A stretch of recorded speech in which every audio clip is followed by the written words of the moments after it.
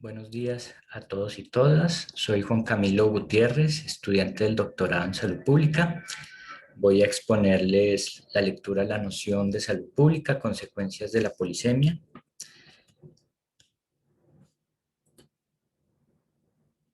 Bueno, este texto, el autor es Rubén Darío Gómez Arias. Es un ensayo, fue publicado en la revista de la Facultad Nacional de Salud Pública de la Universidad de Antioquia, en el número 1, volumen 20, en el año 2002. Respecto al autor, el doctor Rubén Darío es médico, es magíster en salud pública de la Universidad de Antioquia, es doctor en salud pública por la Universidad de Alicante, y algo que llama la atención es que durante la elaboración de este texto él se encontraba haciendo su doctorado. Ha sido docente de la Universidad de Antioquia desde el año 90, dirige el grupo de epidemiología y su línea principal de acción es la de análisis de situación de salud. Ha trabajado en gestión de políticas, programas, proyectos y servicios de salud pública. También ha sido coordinador del Servicio Seccional de Salud Pública de Antioquia y de Metrosalud. Y también ha sido consultor de organizaciones como la OPS, el Ministerio de Salud de Ecuador, de El Salvador o el Instituto Nacional de Salud. Sí, es decir, tenemos un autor que viene mucho de esa línea fuerte de la salud pública que se ha desarrollado en Colombia desde hace más de 50 años. ¿Cuál es el contexto que rodea a esta lectura? 10 años, más de 10 años antes de la publicación de este texto, ya habían iniciado todas esas reformas del Estado y sanitarias en Latinoamérica, esas reformas encaminadas a reducir al Estado, a ver al Estado como un mediador entre agentes de mercado, esas reformas también sanitarias enfocadas en servicios de atención individual, servicios médicos de atención individual. Por tanto, ya se estaba hablando desde hacía varios años de una crisis de la salud pública. Frente a esas reformas sanitarias, queda un poco en entredicho dónde quedaba la salud pública, cuáles eran sus objetivos. ¿Sí? Entonces se hablaba mucho de una crisis de la salud pública y de hecho un año antes de la publicación de este texto, la OPS sacó el documento Iniciativa de Salud Pública para las Américas, donde hace un recuento como una especie de diagnóstico de cuáles eran las problemáticas que quejaban a la salud pública en la región mediante lo que ellos llaman las funciones esenciales tratan de hacer una propuesta de solución ante esa crisis. En el contexto colombiano llevamos ya 10 años de la apertura económica que se dio en el gobierno Gaviria, casi 9 años de la ley 100 del 93 que reformó todo el tema de seguridad social, incluyendo salud, es decir, enmarcado dentro de esas reformas del Estado y sanitarias, y Colombia venía de una crisis económica en el año 99 en el gobierno Pastrana. Aquí algunas cosas que ha dicho el autor y que nos permite conocerlo un poco más. Una de las preocupaciones que a mi juicio aquejan mucho al doctor Rubén Darío es el tema de las reformas sanitarias y del Estado que se están dando desde hace varias décadas en la región. Al respecto, él dice, desde la década de 1990, los países de la región vienen enfrentando un conjunto de cambios no solamente políticos y económicos. Los análisis que se han hecho a partir de entonces han mostrado que la región enfrenta grandes problemas de tipo social y económico. Muchos países tienen amplias franjas de la población en condiciones de exclusión y pobreza. Esto lo vamos a ver, esta preocupación la vamos a ver a lo largo de todo el texto. Y de hecho, cabe resaltar que su tesis doctoral tiene que ver con el uso de la mortalidad evitable como indicador para evaluar la reforma sanitaria que se estaba realizando en Colombia.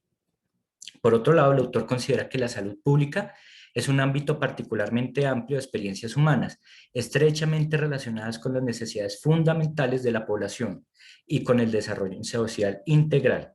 Por eso nuestras intervenciones en salud pública deben ir más allá de la atención médica.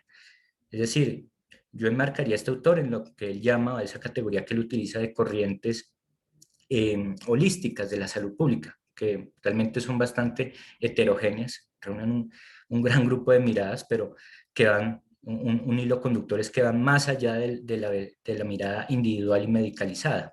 Entonces yo lo enmarcaría dentro de esas corrientes holísticas. Ya pasando al texto como tal, este empieza pues explicándonos un poco cómo es el proceso de significación de los términos y los conceptos. Nos dice que este proceso es un proceso histórico, o sea, es decir, la elaboración de los significados de los términos obedece una lógica histórica. No, los términos no tienen un significado fijo en el tiempo, sino que van cambiando. Por otro lado, son fruto de procesos de legitimación por diferentes posiciones en disputa con intereses particulares, es decir, ahí hay un elemento fuertemente político de disputa y de intereses.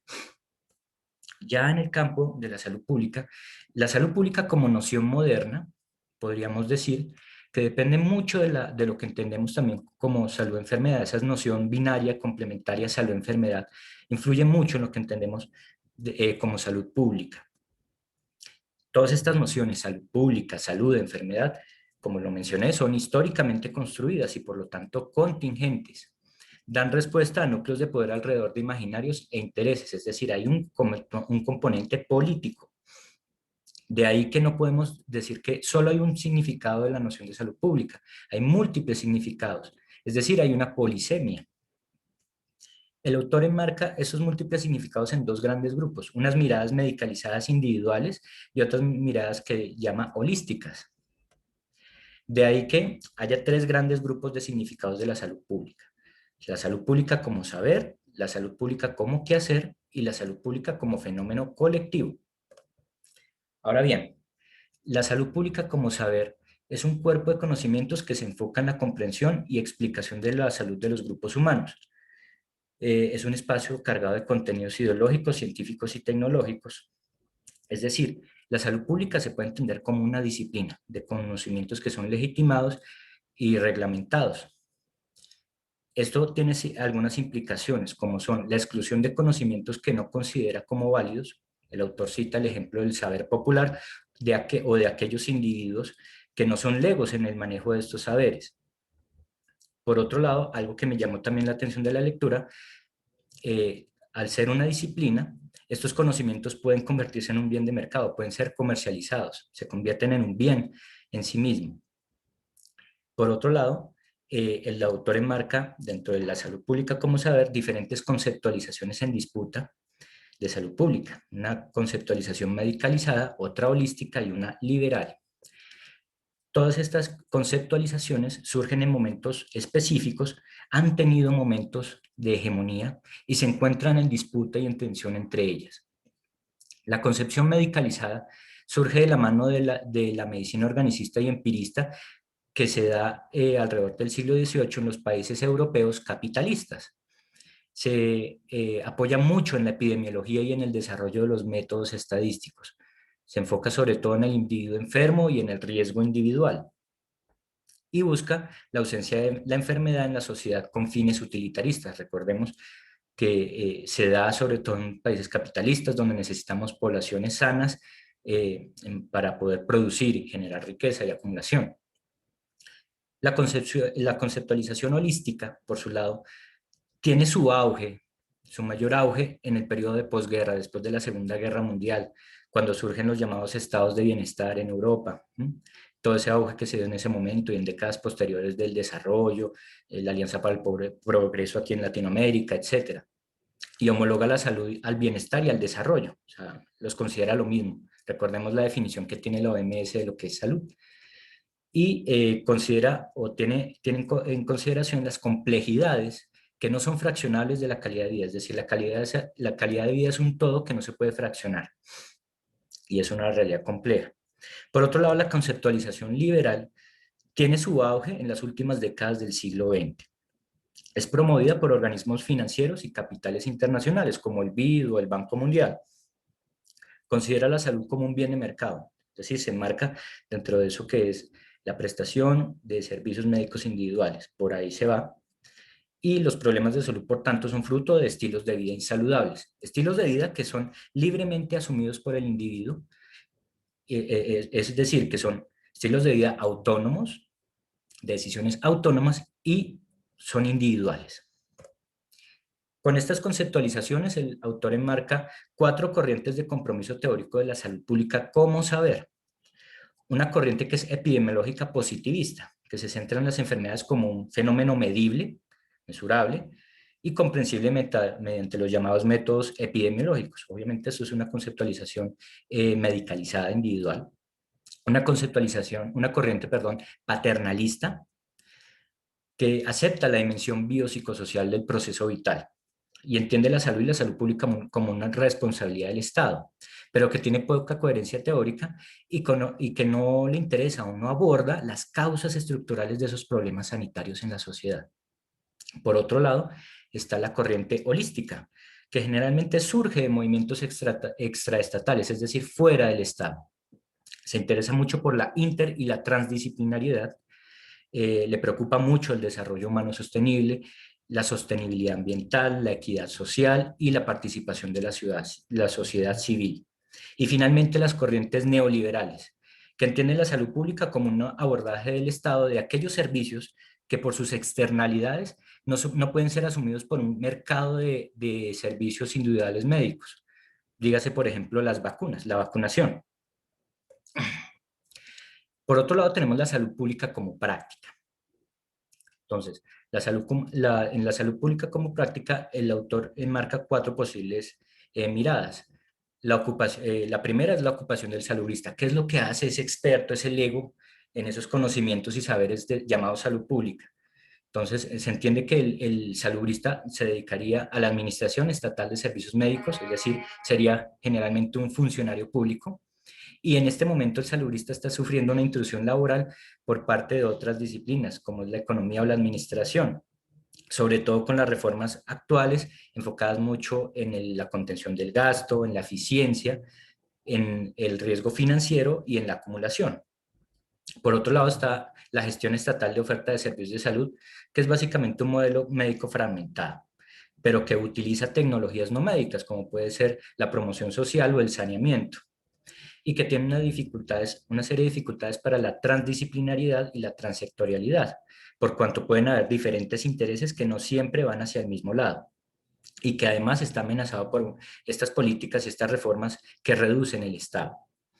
Por otro lado, tenemos la gestión de políticas públicas, enfocadas en la promoción de la calidad de vida más allá del ámbito médico y con la intervención de múltiples actores, pero que progresivamente ha tenido una mirada cada vez más mercantilista.